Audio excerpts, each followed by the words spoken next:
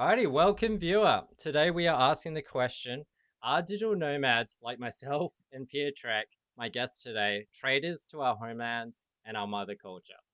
So we're joined by Piotrek. He's a multi-year digital nomad, similar to myself.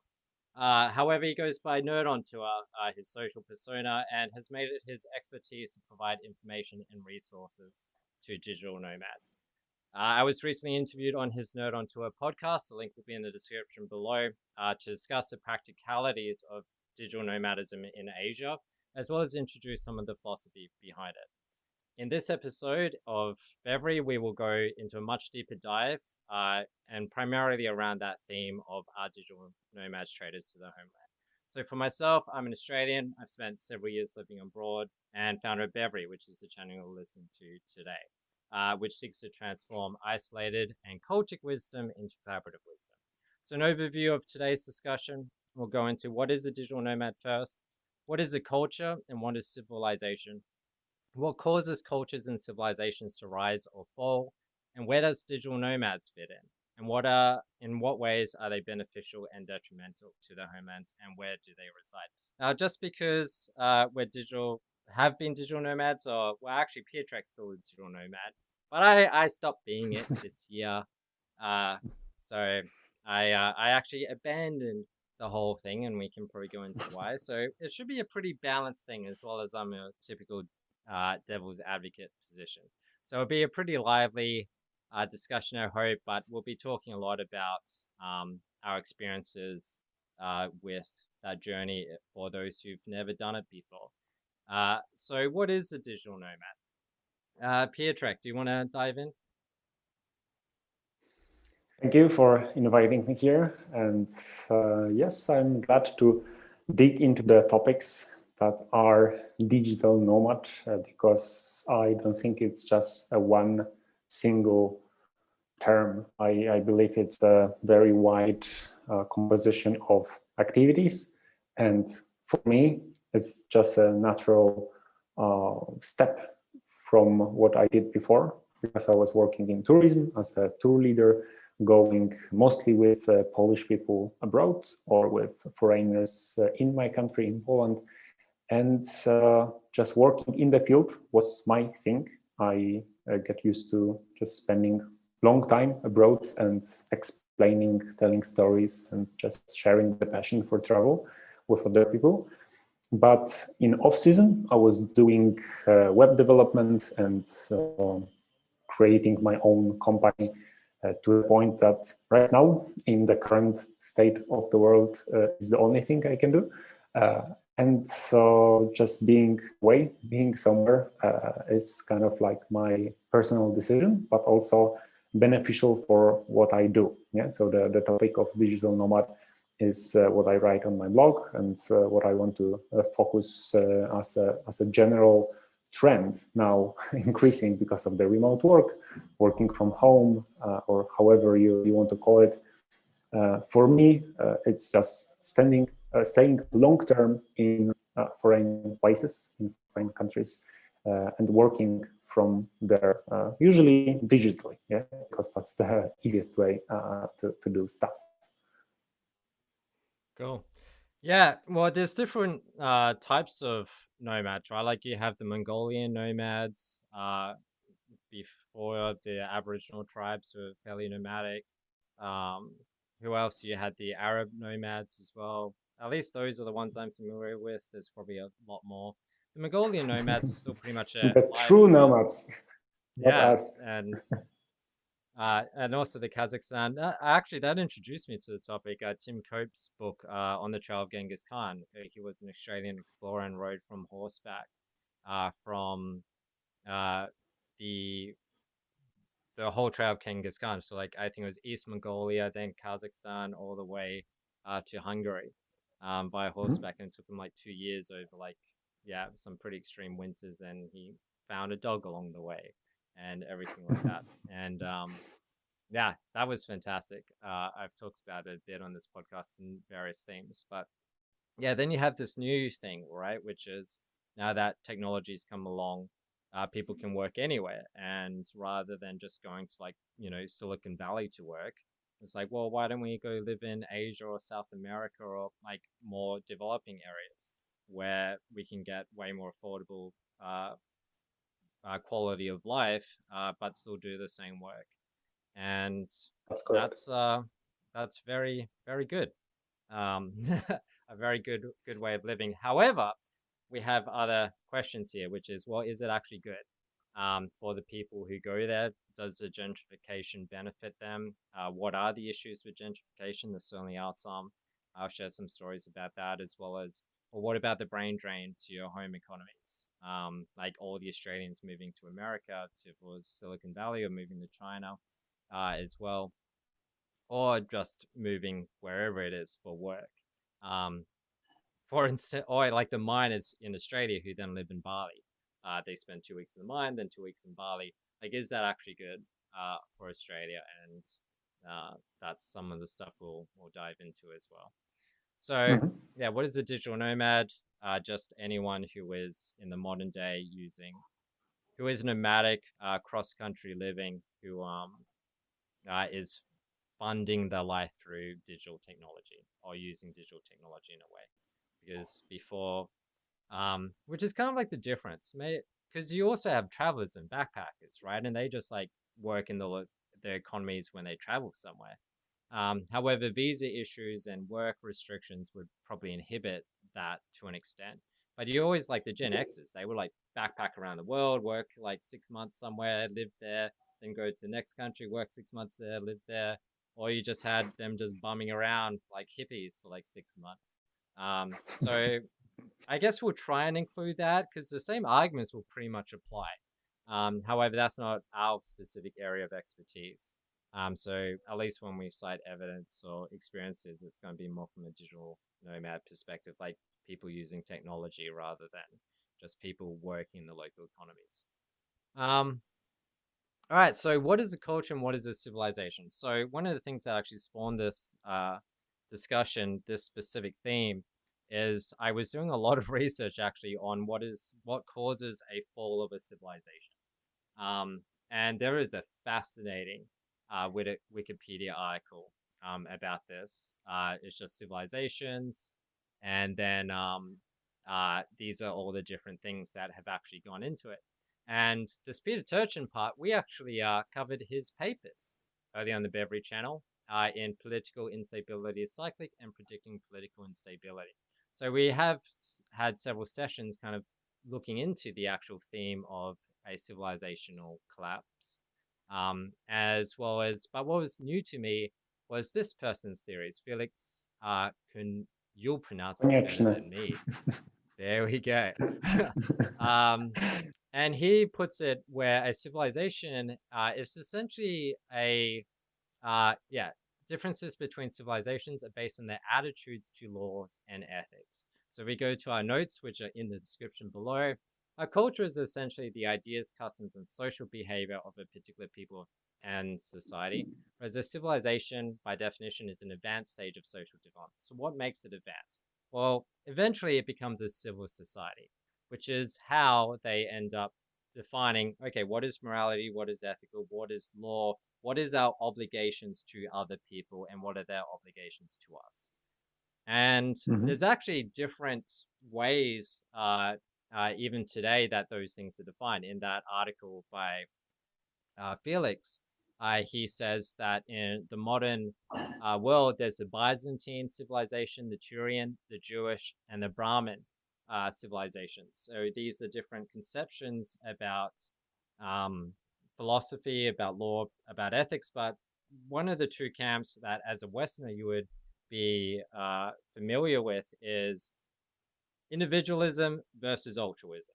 Those are kind of the two different civilizations battling it out. So one would be whether or not your life is indebted and obligated to those around you, or whether or not each person is an individual unit and then through trade is able to collaborate.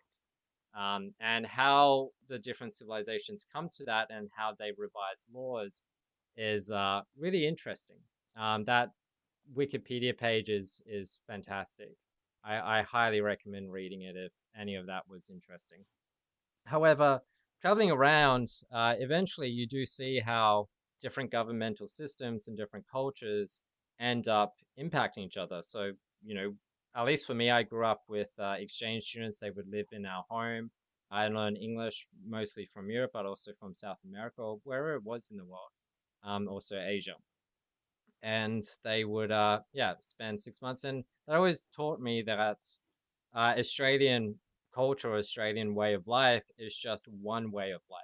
I never felt as if like there's only one way to do life. I always knew that there was multiple Hmm. ways because of that experience. And then when you go overseas and you spend, more than a holiday overseas, you now have to kind of integrate and um, actually interact with the locals and make friends with the locals and integrate yourself into their culture as well.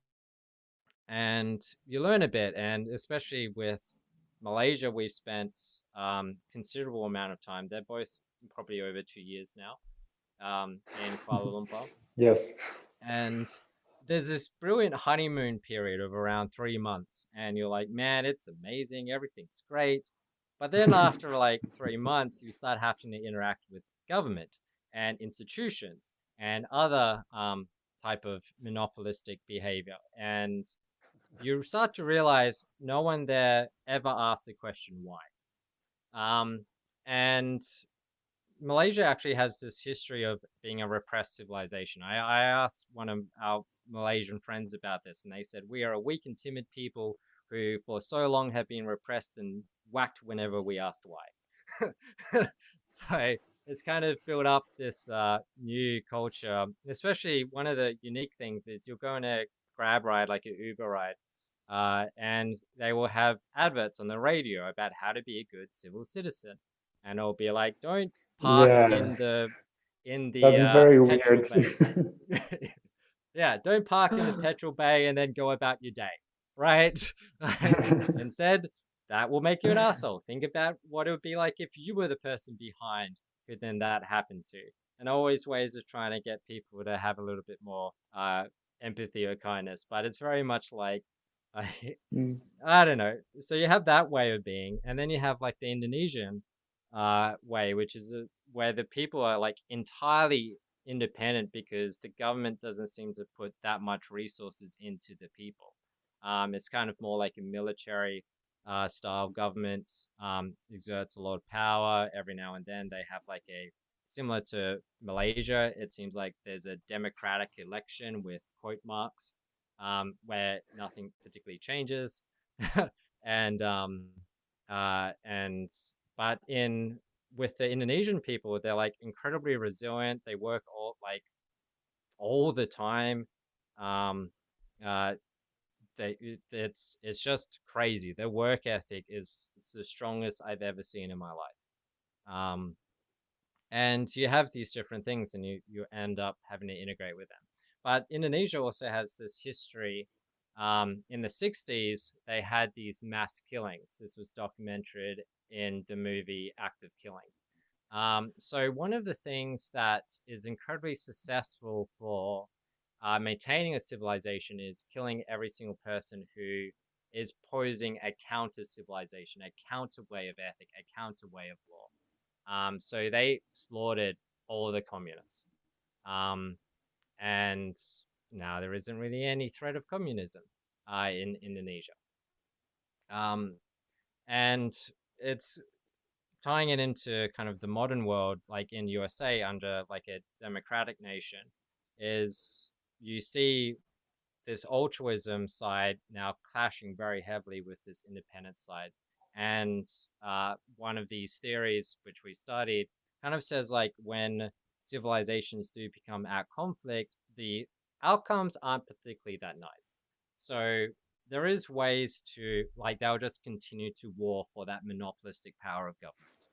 It's and your only hope is that they actually bridge into a a god or a way of life that can integrate the two, either supersede or to let it go or to grant sovereignty, like say the Hong Kong situation. If China just granted Hong Kong Mhm. sovereignty, that would be one. Um, and yeah, so there's a few different options. Let me see if I have my little tweet easily available with the different options. Do you want to? Actually, it'll be easily available because I've got it. Where Google In the Doc notes. there. Yeah. So the solution essentially when different civilizations become at war is divorce the gods, so grant them sovereignty via a sacrifice or via exodus. So you get the revolutionaries to leave, or you grant them their own space within. So if they leave, they then become refugees. Now, option B, overthrow the standing god, just kill the leaders, the French Revolution style, the Braveheart movie style, things like that. Also, what the movie State of Siege documents, another great movie. I eradicate the treasonous god, authoritarianism. So this one, I think I documented a bit more. But it's like once you are now in place, then make sure there is never opposition. And then there's also transcendence to a metagod, so education revision. So that's one where you hope that in a civilized society, you promote people to become civil and integrated within that culture. So that way, the democracy isn't around existential threats, it's about more practical things rather than trying to like overthrow the culture or the society or the government.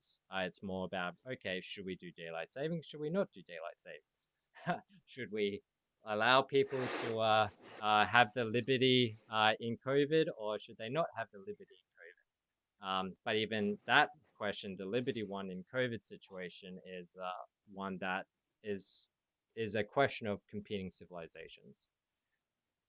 So, so pretty much, that's kind of like the issue, which is if there is multiple cultures which then develop into ethics, then they will compete for the telos of the nation.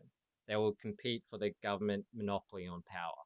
And unless that government allows them to have sovereignty over their own civilization. And this is like a really hard thing. So and what about the authoritarian government that just kills their opposition? Well, you need that civilization may still fall because there may be systemic issues within how that civilization is structured. So it could have some flaws that a few hundred years later end up causing it to fail from the inside out or from the outside in, whatever. It will just fail bit by bit by bit. A decaying civilization is another way of phrasing that. But then we have every single drama or every single action movie or maybe even drama, depending what type of drama it is, where it's called the hero's journey. So the hero's Yes. journey, the hero, he sees a problem locally that needs to be solved or something like that. He has some angst about it initially, but eventually he realizes nothing's going to change unless he tries his luck outside. And then he goes and embraces the unknown. He has some trials and tribulations along the way. Half the time he dies, and you realize that was a bad idea. Don't do that again. And half the time he dies, and then where he dies, then you're like, okay, well, he screwed up in these severe ways, but maybe that's still a worthwhile way to go. And then in the times where they do survive, they may bring back some new knowledge, or they may just completely abandon if they find a better system. This is pretty much every single tale of an explorer throughout history. But it's also more related to where we're going to tie this into digital nomadism is the movie Romeo and Juliet. I especially like the one with Leonardo DiCaprio in it. I think that one is fantastic. But it's the idea where there is two competing cultures, and rather than them killing each other, you have the hope that they can learn from each other. This is very much actually Lion King. Lion King is a great movie about the hero's journey, where Simba runs off once his civilization has fallen because he is not strong enough to compete. And eventually he develops himself as an independent unit of value to then restore the civilization. Um, so digital nomads, to some extent, there's several categories, but one of the virtues of it, and there's many detriments to it, but one of the virtues is just like any form of travel, it's a way of embracing the unknown, encompassing that unknown, and then hopefully learning from it. And then in that, you can either become wiser in the full extent and practical way that that manifests itself, be it wiser in a foreign land and help them become stronger, or wiser wherever you are and then bring that back home. But there's also economic benefits. We'll relate stories to that.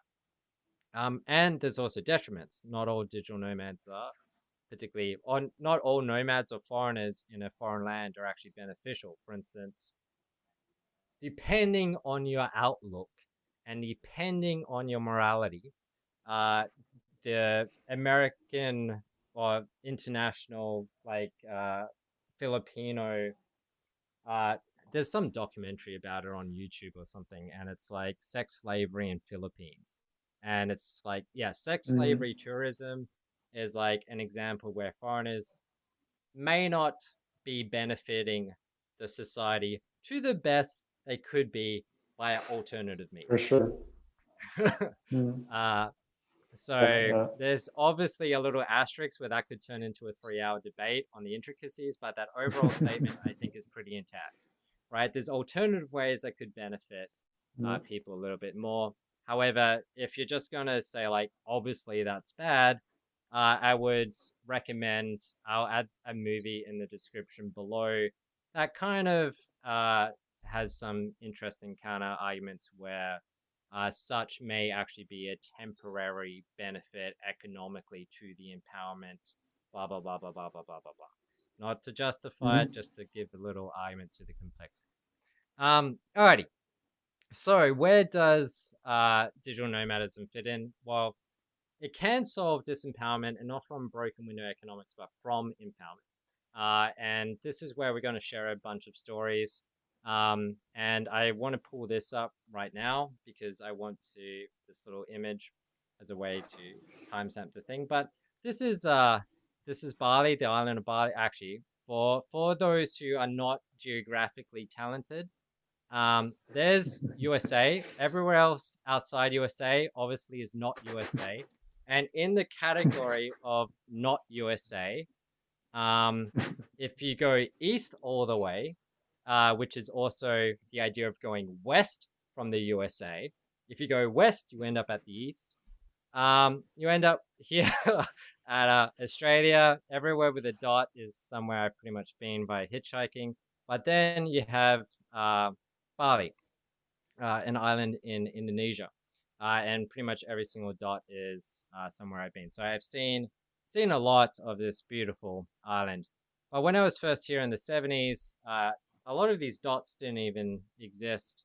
It was a very different island back then. It more resembled Lombok over here. Um, a lot more villages, and now the island has gentrified heavily. If we continue to zoom in, we'll see this gentrification where the green is turning to brown. And Denpasar just continues to swallow up the entire south. Um, so one of the examples where it can actually be bad is when I first went there in as an adult in 2010. Kuta was like the place to be, and then outside Kuta, there was like Legian a little bit up, and then it was all rice fields. Right, all of this out here, this was all rice fields. And then every 3 years you go back, and they'll be like, oh, all the places I loved, they don't exist anymore. They are now malls and everything like that. And then you move up, and all the tourists want to be at the rice fields, so they go to the rice fields. And then the rice fields end up developing more supermarkets and services and restaurants to make the people's lives easier. And then they become gentrified and a cement warehouse. And then they move up into the new area, which is currently Chengdu. And then Chengdu will be gentrified out. And then eventually everything will get swallowed by this crawl. Um, Hopefully one day it'll stop and people will chill out a bit. But knowing the history of the way mm, societies grow, that will not happen. It'll probably just continue to sprawl out, and then villages will get abandoned and they'll turn back into rainforests in 1,000 years. And then people go to Lombok and then that will gentrify out. So there is a little bit of an issue here. And keep that in mind for later because I'll go into it a bit. Actually, no, I'll go into it now, right? So over here in Bali, you have this is like this is a big area here. This is where most tourists visit, but pretty much all tourists oh yeah, great, I can annotate. Oh, this is going to be so cool. All right, so all tourists pretty much are in this bit. This is where you'll see actually, let me do it like that. Let's undo. All right, all tourists in Bali live in this area. Actually, not even that far. They're even too lazy to go up to Kintamani half the time. So pretty much here, this is where tourists live. This one being Ubud, which is the main area. This one being Kuta, and now you have the growth here, which is Munduk, which is the new Ubud.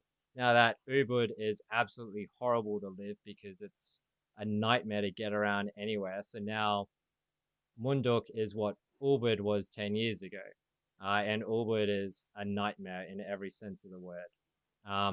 However, so outside of that, though, you'll be very hard pressed to find a foreigner. Outside some key areas, which is Kintamani, Ahmed, and maybe some surfers like at the main bits, like over here, and then Candidasa. Right, so you'll get some in some hubs, but outside these hubs, it is a very different place. You still have people. I'll share some screens later, but let me erase some of this, and I'll give you like a little thing of a time of what really drove me into digital nomad life and was a severe thing in my life. All right, why is this not drawing? All right, so Munduk's here. Oh my goodness. But over here is Git. So Git, when I went there in 2010, I started off in Kuta, partied really hard. That was fantastic. And then my father got a bus for us and it traveled around the island around like, here there's like a bat cave and I spent like $20 on like 5 postcards and I wasn't really impressed with that. And so, but then my dad kind of told me that, hey, while you did kind of get a little bit scammed, because you didn't know the exchange rate that well, you just gave them rice for like a month. And then our tour kind of continued on. And then eventually we got to Gitgit. Now at Gitgit, it was like a 2-hour journey down to the waterfall via walking. We got there really early before any of the shops opened. And I left my wallet back on the thing because we were just checking out the waterfall. And then on the way back, the shops had opened up, and there was this girl about maybe 30 minutes on the way back who had a shop, and she was selling a kimono, one of those Japanese dresses. And it started off at like $20, and then $10, and then $5, and then $2, and then $1, and then 50 cents, and then 20 cents, and then 10 cents, and then 5 cents, and 2 cents, and 1 cent for this thing that is clearly worth more than a cent. And she was very skinny and got on her knees begging me to buy this kimono. Now, this isn't begging me for money just because I'm a foreigner. This isn't begging me for money just because she's out of luck. This is begging me to buy something she has produced in the economic machine, right? She's trying to do the right thing. And I was taken aback from that. I didn't really know how to handle that. My wallet was all the way up. We weren't going to delay all our plans and miss our flight and everything to go back for an hour and a half and then come back down. And there wasn't really cell phones and things widely available. There wasn't, hey, impoverished person. Let's exchange Facebooks or Instagrams, right? Um, so Yeah. instead, it was just this haunting memory of this lady trying to do the right thing and starving. Um, and when I got back from that trip, um, I couldn't play Xbox anymore. I couldn't just play Halo for like 8 hours with my friends. I just couldn't do it. Every single time I felt like wasting my life, or wasting my time, that memory came back, and it was very hard for me. Um, so that kind of like set up this imperative to do good. And I mentioned this on to plug the podcast where I was on your Nerd On Tour. I went into a bit of details about it. Like for me, one of Exactly. the reasons I'm a digital nomad is life in Australia is very comfortable. You can sit on your couch, watch Netflix all the time.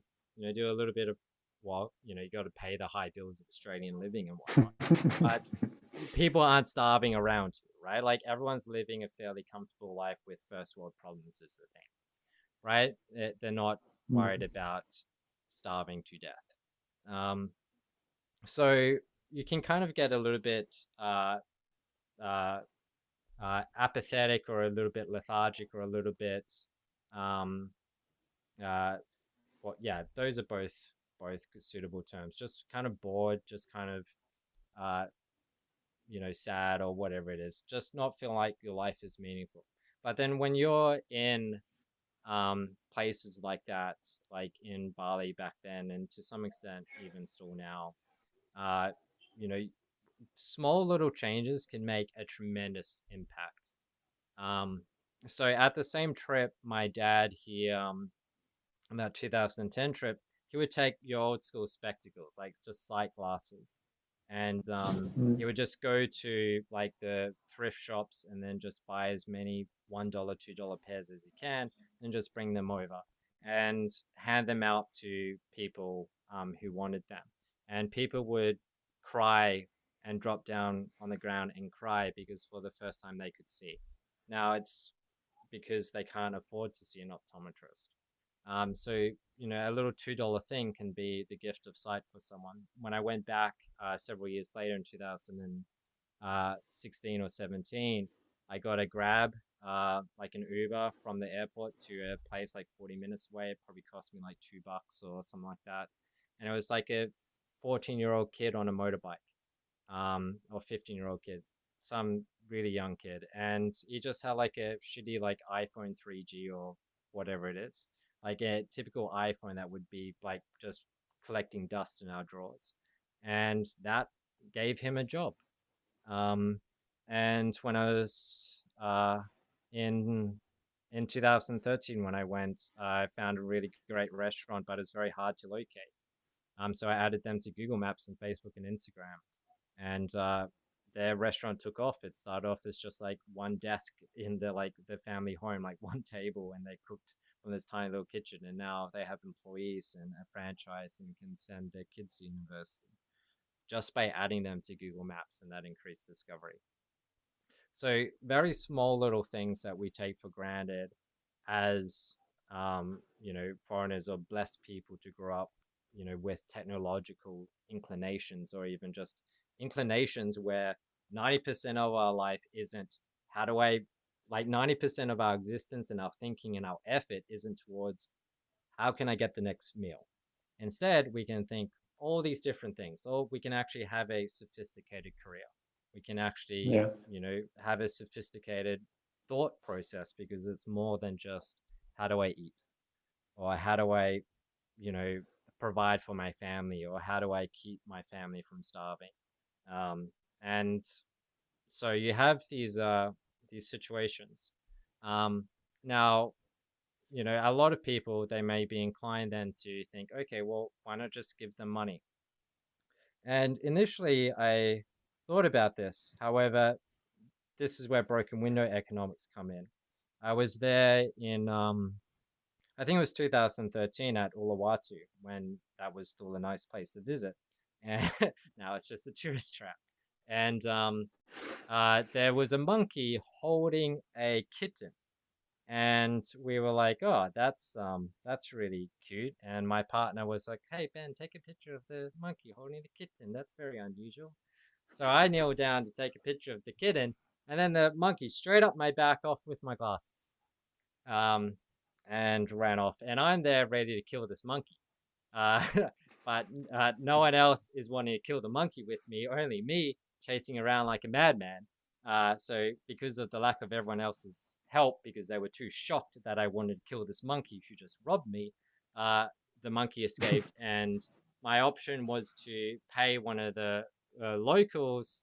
Well, not really pay, but one of the locals came up with some bananas and said, "Hey, look, I can get your glasses back. I'll go in. I have bananas, and I know these monkeys."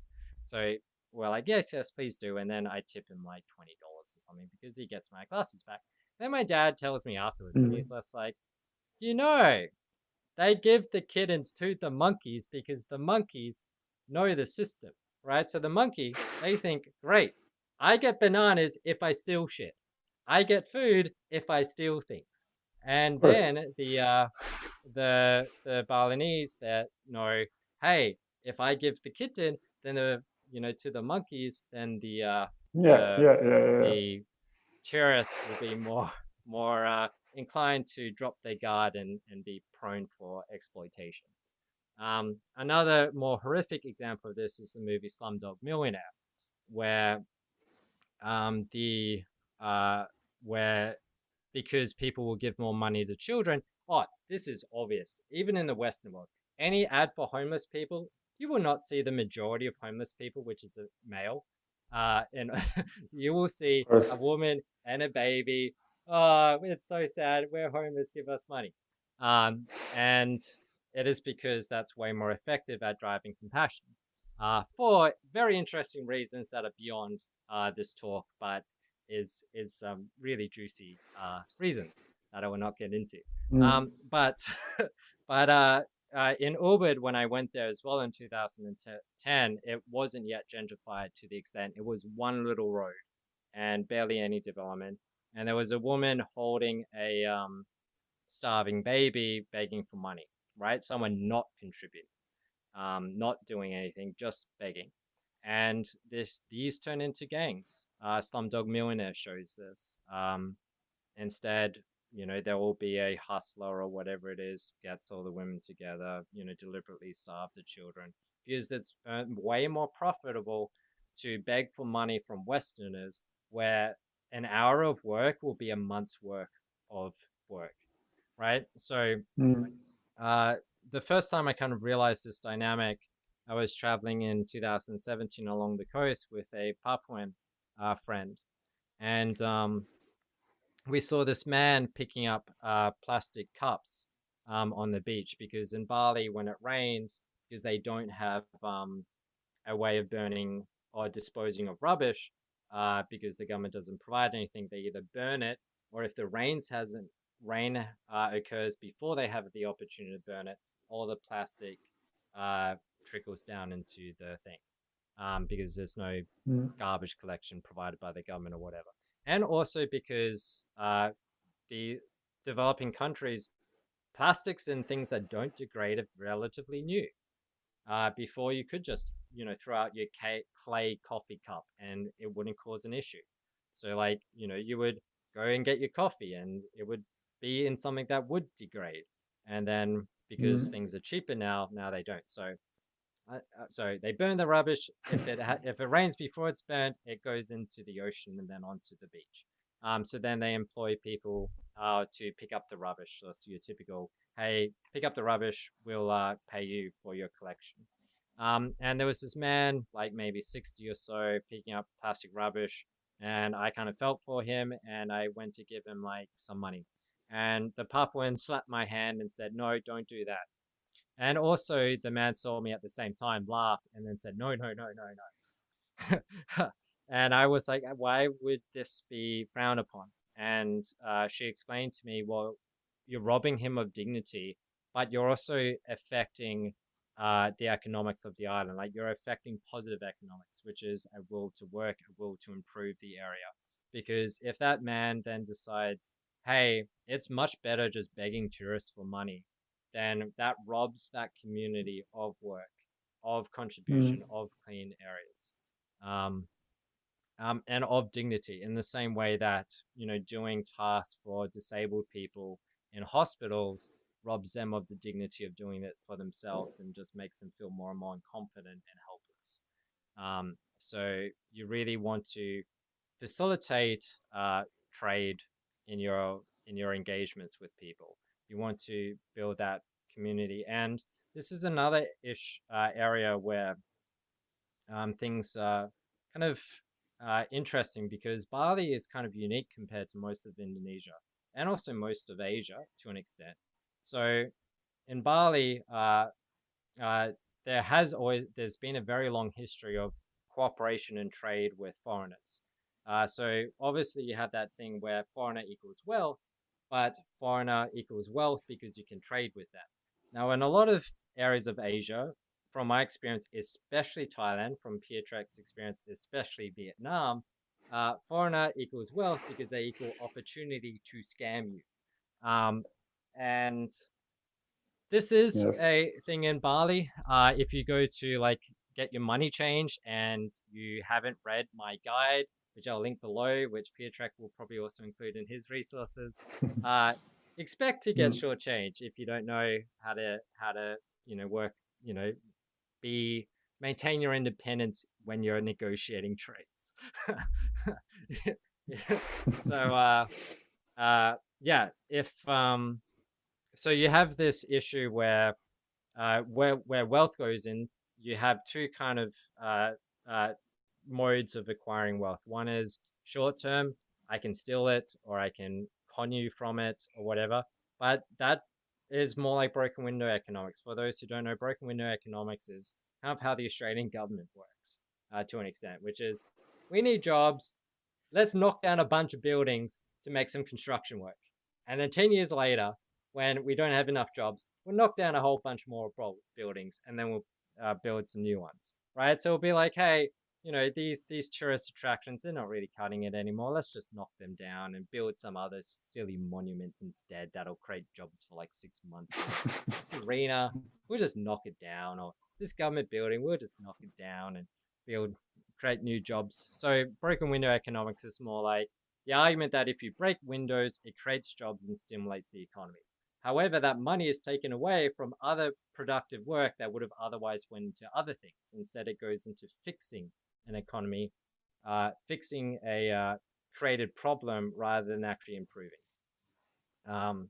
So what you want is areas. So instead in Bali, you have people where you realize, any part when you're a traveler or you're, hopefully fairly switched on, or you learn it very quickly, is you very quickly need to know who can you trust.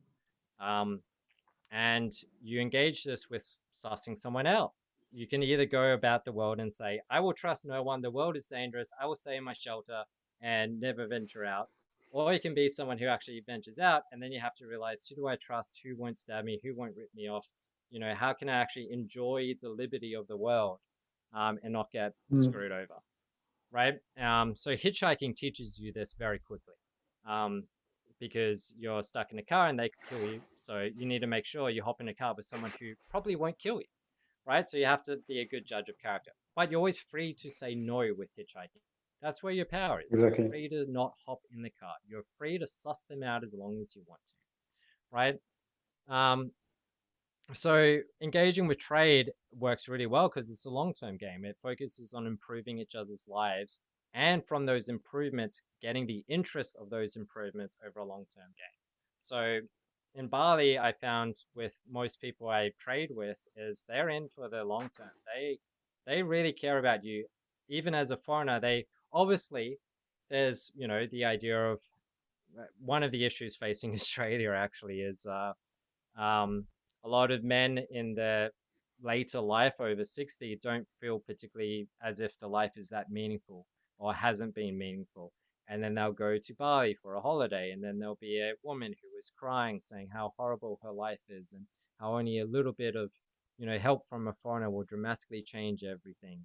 and then an affair will happen, and then suddenly she has all the wealth of the man, and the man has left his insignificant life with his Australian wife to now be with a much more significant, be with a woman where he feels his life is being more significant. To the extent where this has also become a crime situation where as soon as marriage and all the paperwork is done, the gang now kills the husband, and the woman returns back into the gang for the next victim. Um, this so you have this thing, but uh, generally you will find that if you suss out good people, then people will want to really engage with you. And I'll actually share a picture for this. Um, Mhm. so story time. So here is when you go somewhere, people really want to embrace you and share their culture with you, and they are so happy um, about it. This is my friends in a fisherman's village, and that's like their life. And one of my good friends who graduated from Lombok from university, and I attended his university. But the picture I want to share is this one. So this is in a mountain village.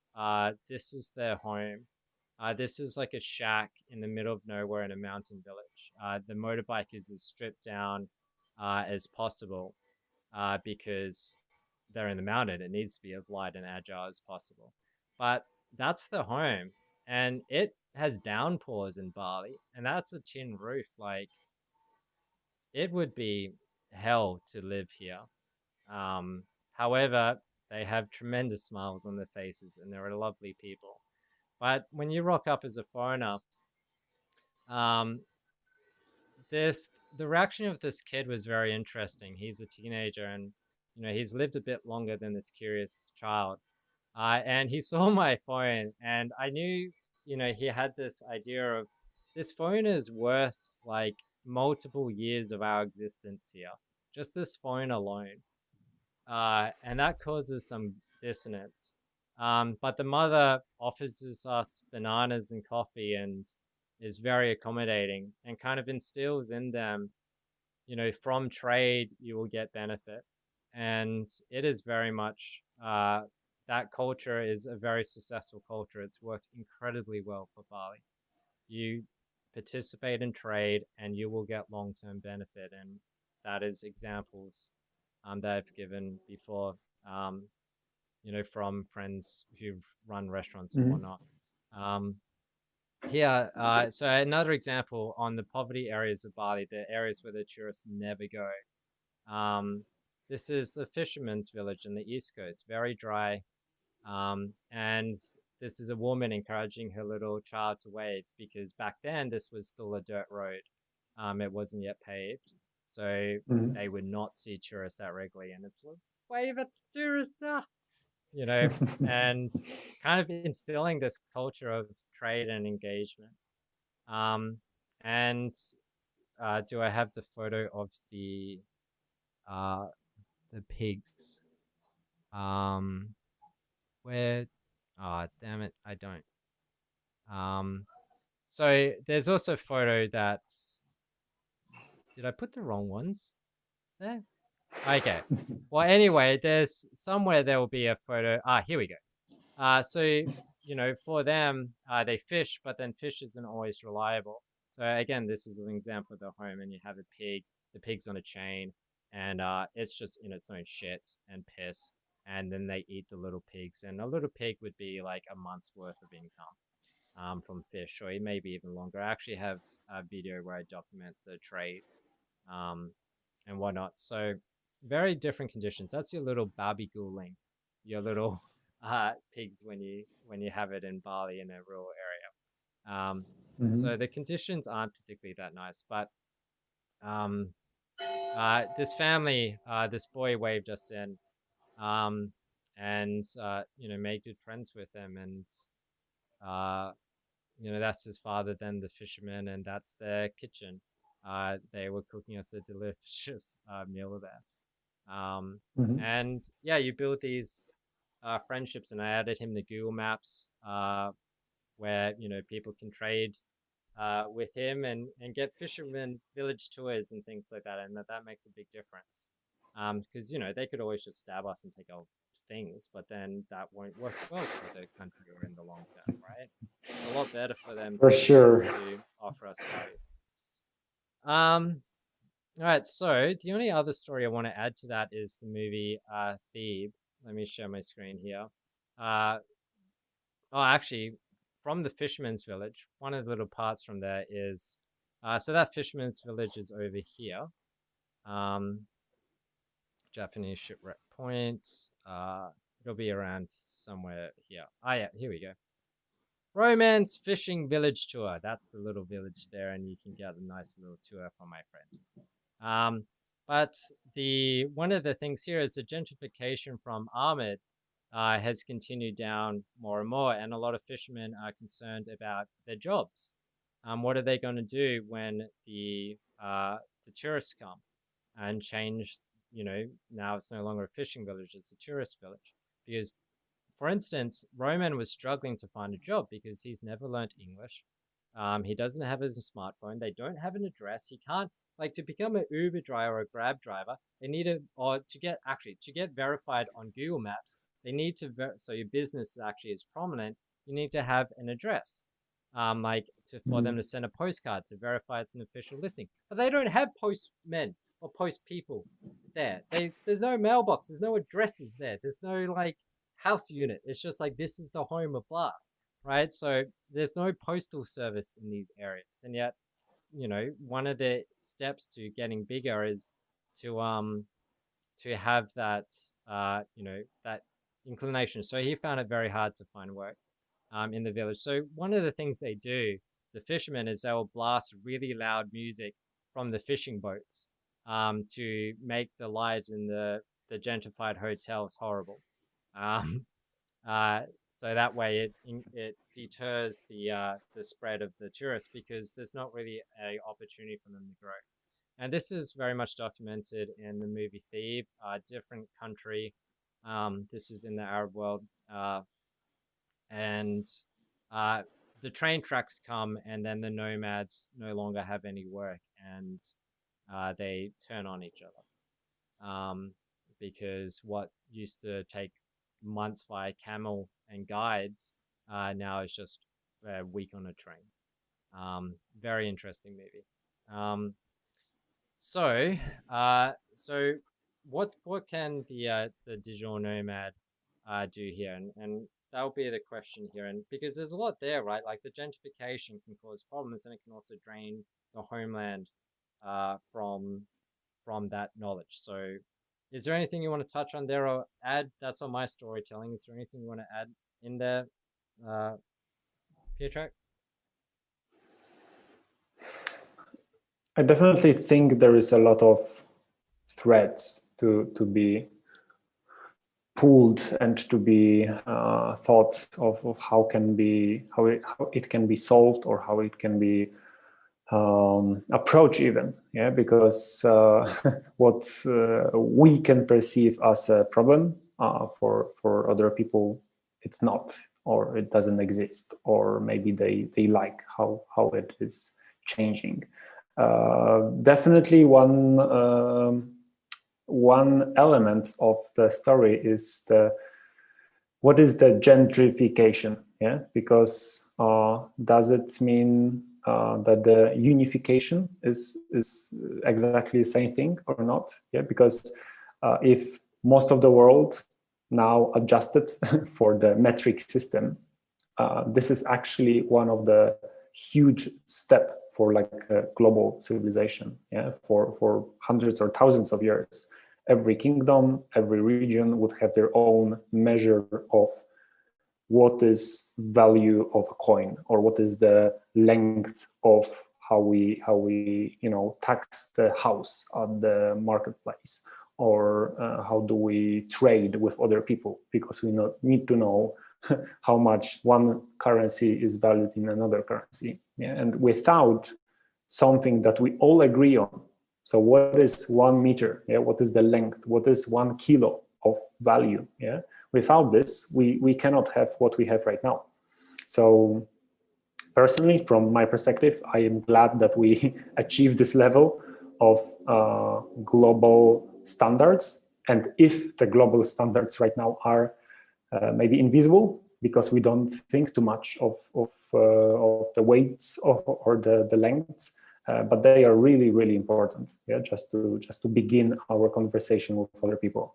And I think we are on this like very, very next step of trying to talk with other people and trying to actually find a sustainable way of living, yeah, both for us, for those digital nomads, and also for those local people to find themselves in this new world where, as you are saying, yeah, like Roman has a problem of not having an address.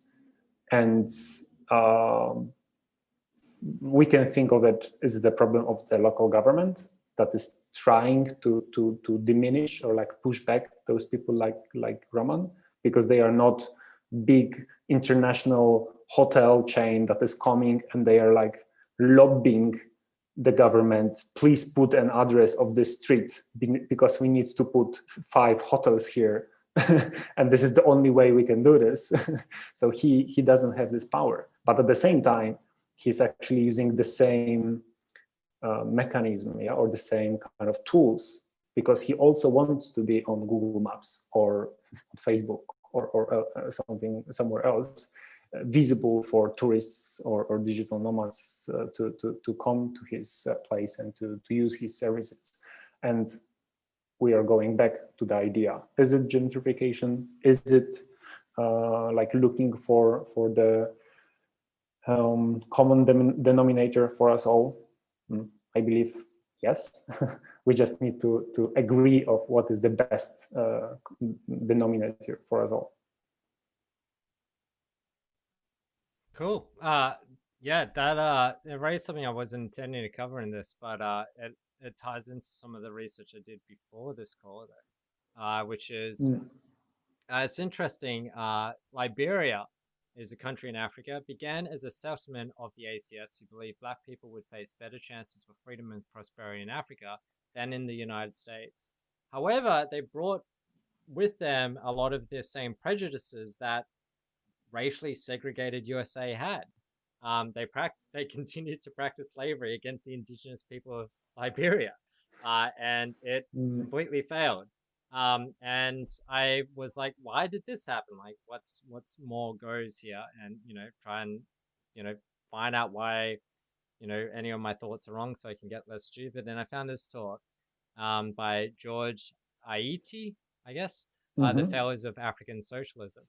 And he describes it as Africa is a cup with holes. Until its internal problems are solved, foreign aid and support will continue to drain into its internal problems. So you put cash in a cup which has holes in it, the cash will fall out and go to where the problems still remain. And one of the conclusions I drew was when people have freedom, they have the freedom to make better choices. Because one of his main theme is Africa should be given the freedom to find out its own solutions, and rather than having Westerners or the rest of the world say this will work for you, trust us, it will work, and then implement something and it doesn't actually work. So he said we should be skeptical of any foreigner telling us how we should live. Instead, we should try and test the ideas that we come up with and we determine as good solutions. And that way we can learn without foreign influence. And this is like how to do a good scientific experiment, which is you reduce possible sources of contamination of your thesis. Hello. Of your hypothesis.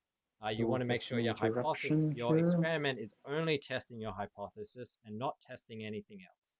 Because if your hypothesis is contaminated, then you may actually be drawing incorrect conclusions that hurt people rather than benefit them. An example for the digital nomad stuff would be like, for myself as a vegan, if I was to go to Bali and then be like, everyone, become vegan. Well, what about these fishermen? Now, what about these people who have immense poverty in their life? So for a celebration, they kill a pig or they kill a chicken. as the first time they have complete nutrition in their lives, especially in Philippines. Many of them are pig farmers in rural Philippines, and the vegans there are having a lot of issue trying to convince them. But it's this false sense of veganism, which is just like just everyone adopt this strict vegetarian diet. I have this blog post called "What Vegans and Non-Vegans Like Don't Get About Veganism," and I go into what the vegan society's definition is, and it is avoiding mm, unnecessary cruelty of animals. For the fishermen in that fisherman's village, that fish is necessary cruelty. When my friend is celebrating his graduation and they slaughter a chicken to give their prayers, what is actually causing more harm? Is cursing the family causing more harm than eating the already dead chicken? Yeah, probably. So mm, if you're wanting to avoid unnecessary harm, you have to open it up a little bit. And that actual book I mentioned earlier in this call, On the Trail of Genghis Khan by Tim Cope, was actually the thing that opened me up to that. The nomads living in Mongolia lived a more environmental life than I could ever dream of as a Westerner. So I may need to make sure that my choices as a Westerner are actually being offset by any harm that I may be doing is actually offset by the good that I'm doing. And that's also why so many millionaires who earn their money through horrible things donate so much to virtue. Um, they're trying to offset that damage. But depending on your philosophical framework, it could be like, well, why don't they just get a job helping the virtue in the first place rather than doing causing the problem and then donating to the solution? Um, but yeah, so that would be an issue, which is, as a digital nomad, what we need to do is, or as a traveler, whatever, or anyone, if we're wanting to, solve a problem, we can't just like prescribe. We actually have to kind of build a bridge. And to build a bridge, you actually have to go over there, integrate, and actually understand everything first, understand how it works. And then from there, you can start the experiments. And that's like building a bridge rather than just preaching. Um, Now, obviously, in some cases, it's fine to preach when you run an isolated experiment, but life is very complicated. And sociology is incredibly complicated. So mm, it's very harder to prescribe solutions when it's like, hey, but this president or this president caused better outcomes, when all these other things were happening in the world. uh, Things like that are very difficult. So what you want is just little things that could really help people, like for the fishermen people. Like just my heart bleeds for them. So it's like, okay, well, what could be done? And it's just like, well, give them a better SIM card, give them Duolingo on their phone. They don't have internet, so try and get them an offline copy and things like that. And that's one of the other crazy things. Like so many of these little educational apps require an always-on internet connection, and yet the people who can most benefit from them don't have an always-on internet connection. Uh, mm, mm, so yeah, so it's like a little phone. So when I go to Bali, I don't bring prescription glasses because that's not you know convenient with my lifestyle. But instead, what I do is I get all the secondhand phones I can, and then I find people who would really benefit from one of these phones, and then I hand them out. So for my friends who run restaurants, I give them phones so that way they can manage their Instagram and the Facebooks, and the students can study for the school. For them, they mm, had a phone, so I gave them, a SIM card because they couldn't install any apps sorry, a memory card. They couldn't install any apps because they mm, didn't have a memory card in the phone. So I gave them like a little memory card that I found, things like that. Or even teaching English. Actually, a good example of that is I hired a tour guide, another teenager, to take me up a mountain once because it's enforced that you have a tour guide. I tried to do it without a tour guide, but they forced me to get a tour guide. And yeah, we went up Mount Batur and this kid, and we tipped him quite generously because we got to know him, and his dream was to eventually study tourism overseas. I have, in Australia, and I have friends who have done that. And yeah, he learned English like just by speaking with foreigners as time goes by. And for them, like English is a career. It's like the escape from poverty, knowing English. you will be able to get a Mm. job in the tourism sector, and that frees you from manual labor and tending to pigs and tending to fish. Yeah, yeah, yeah. Just speaking I with do them know it. can help um, Yeah, as yeah, well, yeah. or teaching. You could be muted because I don't hear you. If you want to add something there. Am I? Do you hear me now? Oh, One, two, it could. three, one, two, Oh, three. actually, no. Sorry, shit. It's on my side. Um, Okay. Let me mute my audio. Yeah, I just said that I met some of those people in a sense that tourism is, for me, one of the great ways of how we can um, help local communities, because the moment we start to appreciate their stories, their ability to show their culture, it's the great enabler. Yeah, it's as you said, it's the moment when one of the members of family don't need to continue the hard job of trying to sustain the old way of life, and can bring money or foreign currency from tourists.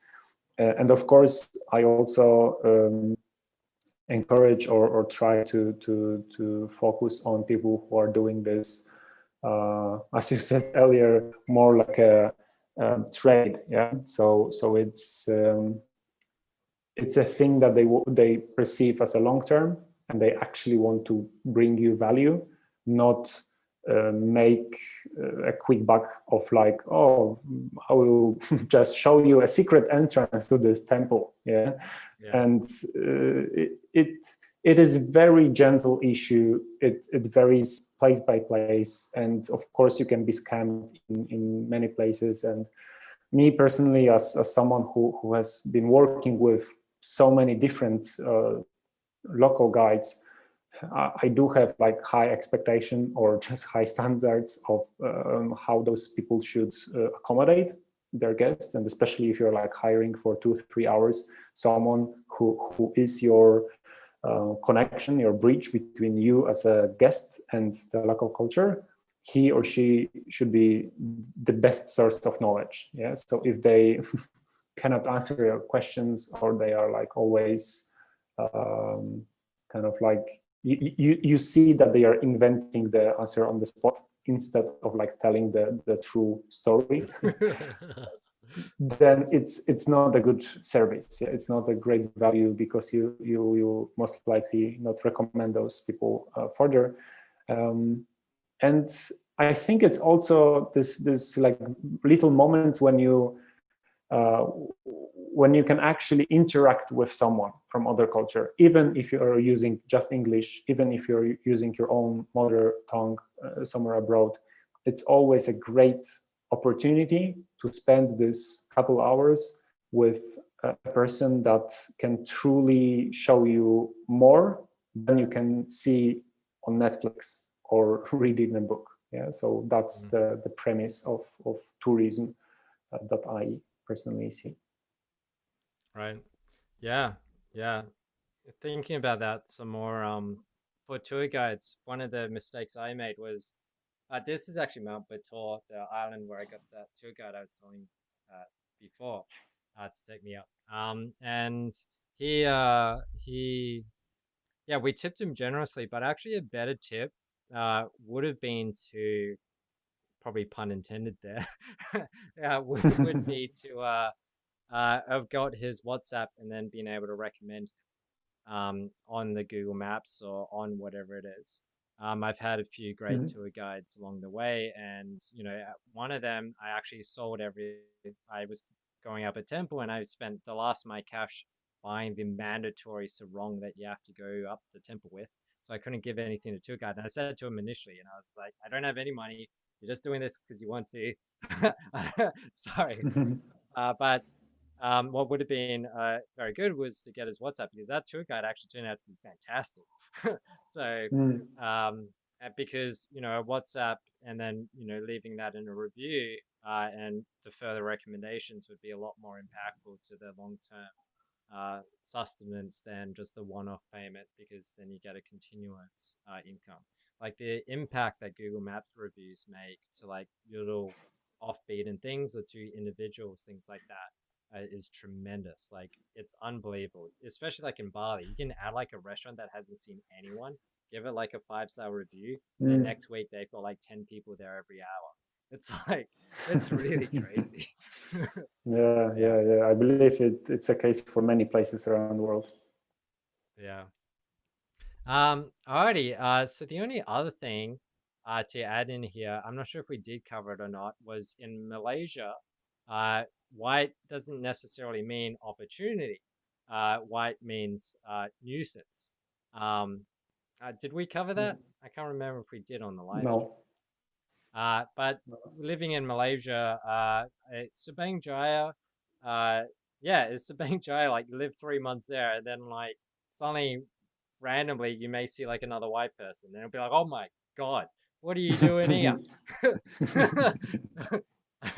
And yeah, a lot of Malaysia is like that. If you're outside the business district of it, or outside one of the university areas, like, you'll see like another person that isn't Malay, Indian, or Chinese, and then you'll be like, Jesus Christ, what are you doing here? And you actually like have a discussion about it, and you'll be like, ah, because yeah, you may see like another person of your own ethnicity, like maybe once a month or once every 3 months. It's kind of crazy. Like yeah, for like a year I lived in Cyberjaya, which is like a Muslim majority area, and you know, I loved it. Like everyone was really friendly and everything like that. It was really good. And but yeah, in Malaysia they've got this history of repression, and I think maybe I did cover it. So yeah, I did cover it in the live stream. Yeah. So you don't get that white privilege, which many Westerners like to labor on about. It doesn't exist in Malaysia. Instead, you will get questioned and interrogated if the cops ever or any government person, like you're just a pain in the ass across the board. Like you complain about something, they don't know how to handle the complaint because no one ever complains, and like you kick up a stint at the post office because like you were told it would be at the post office and it's not at the post office. So where's the parcel? I don't know. Call back. You call back. They never pick up the phone ever, and like yeah, yeah. So you know, any fighting of like authority there is like a dead end. So like you're only like the big tip there if you're in Malaysia is like make friends with like all the little guys you can, because if you're friends with the little guys, they won't tell the big guys, and the big guys do not give a shit. So I think I didn't experience that part of Malaysia. yeah. But yeah, it's I'm not sure. You haven't had that where like you've complained and then like they just stare at you like blank. Like it's like the smile of incompetence.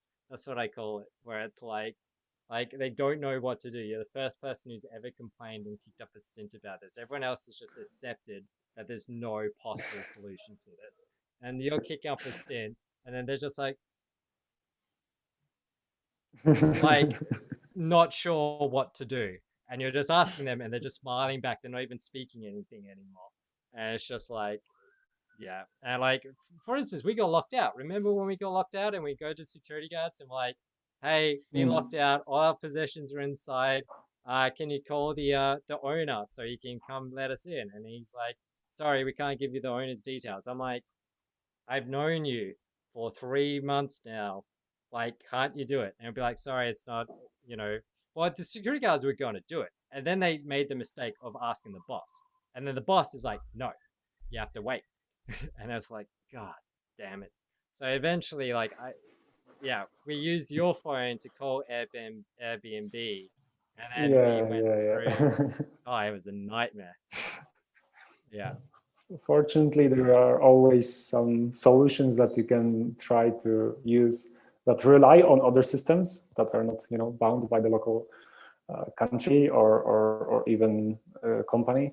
So yeah, in this sense, it's yeah. But speaking about this particular issue, I believe that's the power of, I would name it the internationalism. Yeah, in a sense that digital nomad people don't really rely on a single country. We Mm.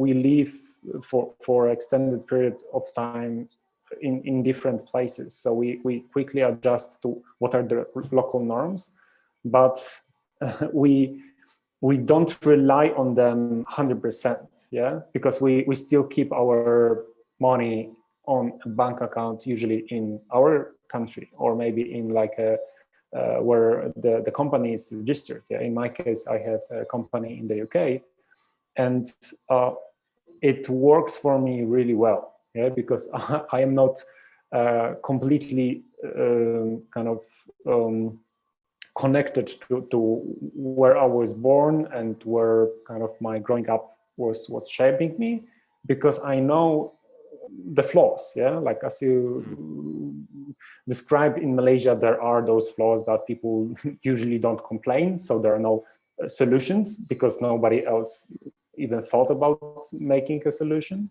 So what then? Yeah, like for us, it's easy because we have devices, we have the internet. We know that if we need to jump 10 more steps around, we'll create the walkaround for us, while majority of other people, the locals, would just sit and wait because that's the only thing they can think about it. And yeah, I do believe that we should spread the idea of this internationalism further, because if you like it or not, the boat we are all in is always kind of like moving forward, and we need to collaborate with each other. Without it, it's we are screwed. Yeah, like the climate change, the kind of like political issues that arise in different parts of the world, everything is making the storm harder and harder.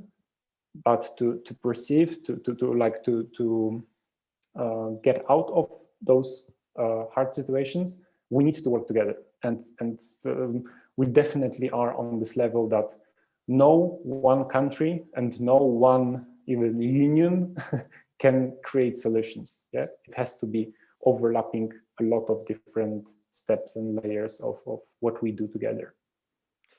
Yeah, unless I don't know, China. I agree wholeheartedly, but then to also add like a little nuance to it, it's like China is Mm, one hell of a country, and it's like the longest standing like civilization so far, and it's they're expanding, like they just swallowed Hong Kong, and they're going for like the South China Sea. They have the constant border disputes with India and whatnot that occasionally heat up and mm, flare up, and so, and then USA is always USA, always having something going on. But especially like the technocracy now, like the trade wars, are really stepping up, and mm, that's like another can of worms. But as individuals, it's like yeah, people can really make a impact to people's lives no matter where they are and whatnot. It is interesting, right? Like to live somewhere else, like yeah, uh, just to reiterate points you said for my own benefit, which is yeah, like the seeing Australia accurately. Like now that I've left, I can see it accurately to an extent.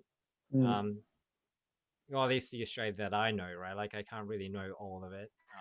Politicians do a good job of traveling around to an extent. But hitchhiking around Australia is fantastic. I've done that. But yeah, like you go somewhere else, and then sometimes there's a huge culture shock, like the Asians who go to Paris for the first time, and it's like Paris syndrome. Is that what it's called? Do you know what this? do you mean? Paris syndrome. Yeah, Paris syndrome. So What Paris is has it? been like advertised as like this amazing place, right? So there's the Mhm. thing where so Paris syndrome is a sense of disappointment exhibited by some individuals when visiting or going on a vacation in Paris who feel that Paris is not as beautiful as they expected it to be. Mhm. And then they can get delusions, hallucinations, feelings of persecution, prejudice, aggression, hostility, derealization, depersonalization, anxiety, like dizziness, Mind that this article needs some verification. yeah, but it's amazing. Like it's just culture shock, right? Mhm. Like, you know, for some people when they first, like a lot of Europeans will go to Australia first to kind of familiarize themselves with something that is safe yet not too yet, different enough, and then they'll do like Mhm. Asia, Mhm. right? So because going to Asia directly would be a pretty intense culture shock. But yeah, I think yeah, the only thing we probably didn't cover enough is whether or not like the brain drain to the home countries is real. But to add on to that, Mhm. like I'm back in Australia. Like I did my digital nomad stint for like 3 years, and in the end, I got sick and tired of the visa crap. Like, tax advantages are fantastic, especially in Malaysia, because foreign income you don't have to pay for it, pay taxes. So like, hell yeah, Malaysia, you learned something. Good on you. Keep at it. Fantastic rule. Every country should do that. Like, so good. Don't you think Um, it was imposed on them? They did it, invented. who knows? Credit when Who credit is knows? due, regardless of its cause. Uh, but Okay. yeah, Okay. I think it's like that's fantastic. But the visa situation, like 3-month visas, that sucks. Like packing up your life every 3 months, that sucks. So I'm back in Australia for the meantime, and I hope, at least for myself, I'm looking towards Liberland or maybe returning to KL once they sorted out the digital nomad visa. They have a tech entrepreneur Mm. visa that they're working on. And a lot of countries are doing it because they realize the economic benefits. And Australia, like they gain benefits from tourism. They gain benefits from digital nomads coming to Australia, right? But obviously, Yeah. if by Australia's tax rules, it's, any digital nomad coming to Australia would also have a double tax situation if they spend more than X amount of days in Australia. So, Mm. the more countries that are like, hey, foreign income, it's all right, then the more benefit they will get from people actually visiting and spending money um, Mm. there and enriching the area. And that's the thing, digital nomads, they're working people. They're not drains. They're working. They have money. They want to share the money. They want to make friends. They want to enrich the areas. And Australia could benefit a lot from that too. Like, Mm. well, I'm sure with Europe, like I would love to travel the world with just a laptop and then live wherever, pay no tax, and then, but actually improve the local economies with my Are you presence. aware And of okay. Estonia and their digital nomad visa? Yeah, yeah, the e-residency. Yeah, No, no, no, no. yeah. It's actually a new thing because the Okay. e-residency, it's actually like a digital thing you can get, but it doesn't grant you any special visa, kind of allowance that you go to Europe or to Estonia. So what they did actually on August this year, it's along with some other countries, but it seems that Estonia is the most kind of prepared for the situation, and they actually thought about this much more. It's a 1-year visa for designed for people from outside of Europe. Yeah, so for me it doesn't change much because I have a Polish passport. But for anyone who is outside of Europe, they can apply for the digital nomad visa, and they can stay in Estonia for 1 year. They can work online, whatever they want. I'm not too sure about if you can travel throughout Europe using this visa. For sure, you can do this for 3 months as the kind of like usual allowance for most of the nations. But still, it's definitely a step forward of recognizing people like us that we already have the income. Yeah, we already figured out how to earn money while being anywhere. Now the only thing is to have a legal way to stay. Yeah, and if it's going to be Malaysia next or Bali, because they were also like reporting that the digital nomad visa is finally happening there. it's all about allowing more and more people to come and stay. And this is actually the topic that I also want to dive in more, write a proper article about, because a tourist is a different thing than a digital nomad. Yeah, and then we can of course like explore what are the details. In short, it's just the duration of your stay and kind of like your expectation from what you want to gain, yeah, or to get. Right. Yeah. It's yeah. Well, to call like to go to the question like, is myself in the thumbnail yourself a traitor, right, to our homelands? I think the way, well, if we are, then any digital nomad in our country is a traitor to their homelands as well. And we would, if we want to be consistent, we would have to, just be like, hey, bugger off, you guys too. But the main conceptual thing that has to be overcome is a separation from civilization, like culture and economy, right? Which is the idea that a economy can transcend a culture, and a culture can transcend our economy, right? Like people can still do their Buddhist or their emo or their goth or their Christianity, regardless of what work they're doing. And as work moves from industrial labor or agricultural labor to information work, which is global work, it does, I can think the same thoughts regardless of where my body is. Like how this is a surprise to people, I don't know. Right. So, that benefit will allow people to elect for the cultures they think is better. Like if there is a civilization, a cultural war, a civilizational war, then separating culture from economy will allow you to actually participate in the culture that you feel most at home with, and that serves you best. And you will be able to amass around cultures. And that is a tremendous boon to the world. It's no longer like, hey, this area is tied to this particular work. Therefore, we're going to send in a whole bunch of foreign workers to mine the shit out of it and then screw over the indigenous people. I mean, like, sure, that could probably happen. Actually, that will definitely happen, which is what Indonesia has done to Papua. Like, if you search like West Papua, Papua conflict, it's very fascinating. Um, but the situation here is you could allow people to participate in a global economy uh, wages versus a local insignificant wage via the leveling up of technological and global familiarity, which allows people to escape the burdens of poverty quicker while still maintaining dignity. So, for instance, many people they start in the rice fields and then they work there for generations to then eventually have someone who works in a industrial business, and then hopefully they'll work in then hospitality, and then hopefully hospitality to white collar, and hopefully from white collar to doctors or nurses or engineers, depending on it.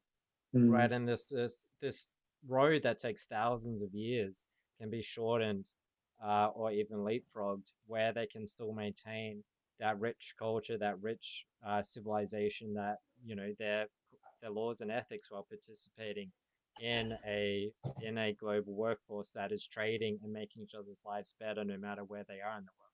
Right, right now I'm an Aussie, and I've and we've got a whatever you are, I keep forgetting Polish. Pol Polish Polskavite. What do you guys call yourselves? Poles? Poles, Poles. Polish people. All right. Yeah, like I thought North it'd be something Poles. cooler. No, uh Poles, yeah, right. And then like Elaine and Kevin in Hatchery, right? Like we've benefited tremendously from them. That's a co-working, co-living place in Kuala Lumpur in Malaysia, right?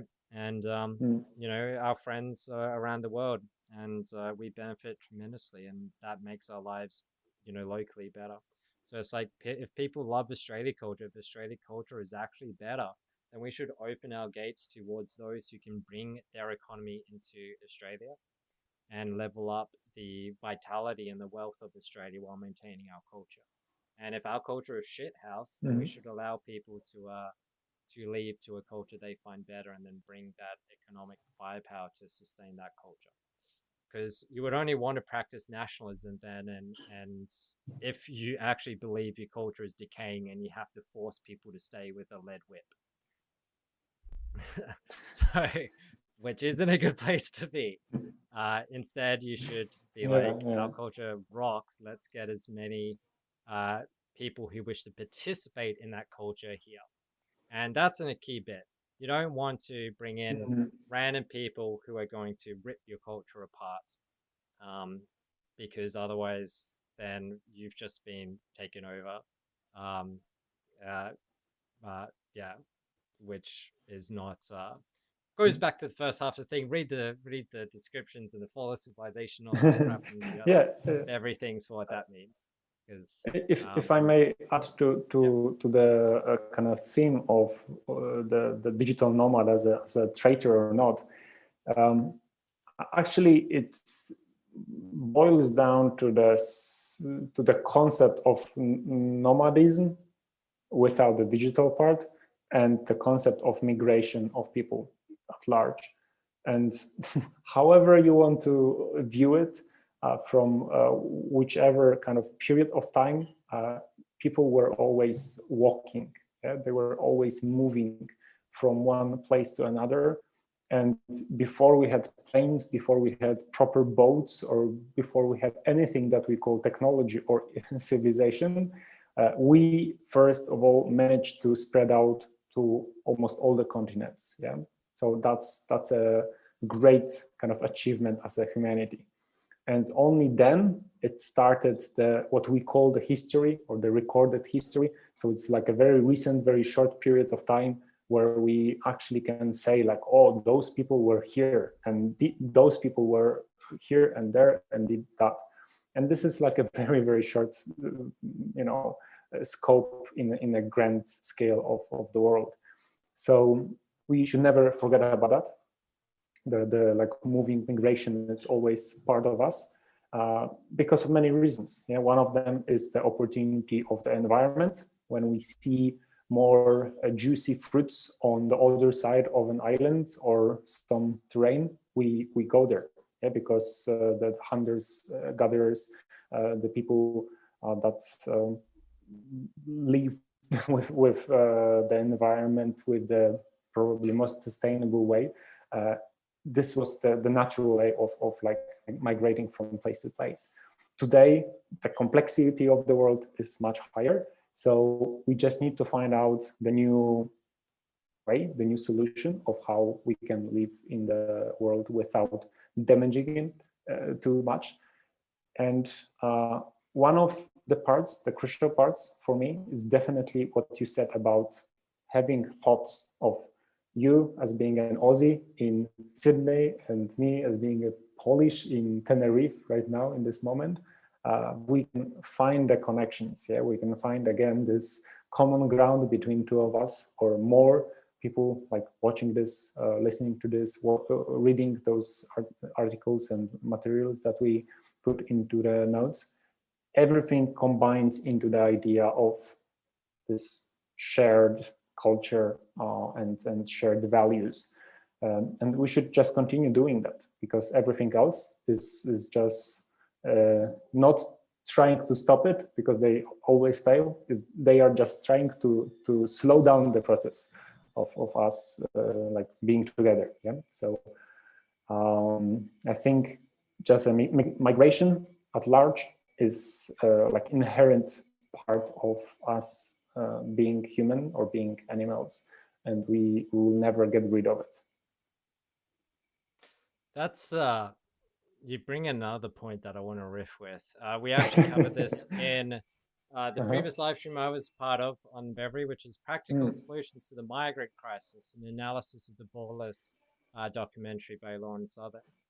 So if you watch that clip on the Beverly channel, then and part of the arguments we raised, because we covered this actually in response to the idea of eco-fascism, the ideology of the Christchurch shooter, and one of the bits there is one of the way, like if you value a culture, and let's say you're nationalist, you're fascist or whatever it is, you're aligned with that. If you value your culture a lot, but if your country is where all the work is, then people regard all over the world are going to move to your country and trying to get in legally and illegally, because they want that economic empowerment. However, if you were then to have a global economy, or if with a global economy that is like what has been proposed and has gone a lot further into details in that live stream, then you could maintain cultures and then still trade. So they wouldn't have to leave to a different geography. They wouldn't have to bring their culture with them to then participate. So instead, they can participate in that global economy, the information economy, and then stay where they like to live, and still maintain that culture. So it actually, economic empowerment, global economic empowerment can actually do a lot to maintain cultures, to prevent cultural migration and clashes with competing ideas of civilization at each other.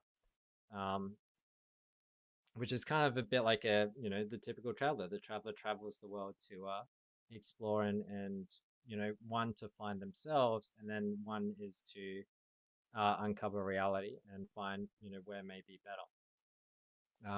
It seems as if Piotrek has dropped out for internet connections, but that's pretty much everything we want to talk about in this one. So yeah, so for the conclusion, digital nomads, while they do leave their homelands, are participating in a larger group of trade, which allows them to bring the fruits of their enhanced labor to the various tribes around the world who will all benefit each other through long-term trade. And one of the points I didn't expect us to cover, which is that one, which is you can, find the culture that fits for you, or keep, your culture intact and allow economic trade between cultures rather than actually having cultures overpowered geographically. That seems fascinating. I think we really hit something there. All right, so thanks viewer for watching it. You can get all the details in the description below. My name was Benjamin Lupton. You can find me at blupton.com, and link in the description. I was joined today by Piotrek from Nerd on Tour. We talk a lot more about the practicalities of digital nomadism, if that sounds interesting to you, on his podcast, the Nerd on Tour podcast. The link will be in the description below too. And yeah, this is part of every week we have conversations like this to transform isolated or cultic wisdom into collaborative wisdom. Try and find out, something that goes beyond just our own ideas or our cult or our collective's ideas, into something that is wise no matter which culture it's part of. And or if it's only wise in one culture, find out the constraints of that wisdom. So yeah, thanks so much. All details in the link below. Like, subscribe, and all that. And I'll end the stream now.